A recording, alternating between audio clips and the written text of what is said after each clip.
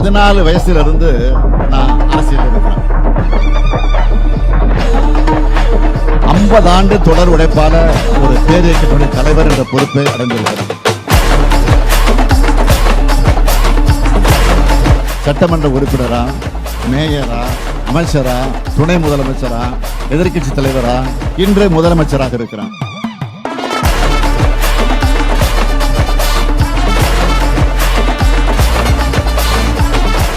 பெருமையோட சொல்றேன், நான் போகாத ஊரை தமிழ்நாட்டில் இல்லைன்னு சொல்லக்கூடிய அளவுக்கு பயணிச்சு மக்களை சந்திச்சுட்டு இருக்கேன். அதனாலதான் மக்களுக்கு என்ன செய்யணும்னு அறிந்து புரிந்து ஒவ்வொரு திட்டத்தையும் திட்டுக்கிறேன். உங்க நம்பிக்கையை காப்பாத்துற மாதிரி தான் நான் உழைச்சிக்கிட்டு இருக்கிறேன். இன்னும் சொல்லட்டுமா, என் சக்திக்கு மீறி உழைச்சிக்கிட்டு இருக்கிறேன். வாக்களித்த மக்களுக்கு மட்டுமல்ல, வாக்களிக்காத மக்களுக்கும் சேர்த்துதான் உழைக்கிறேன்.